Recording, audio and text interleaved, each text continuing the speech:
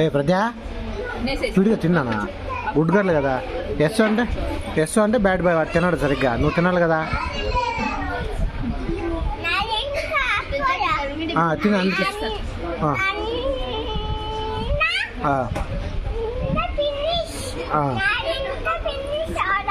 తిను. సూపర్ నా తల్లి. తిను. అమ్మ తినిపించానా డాడీ తినిపించాలా? పాప తింటుందా? తిను అయితే.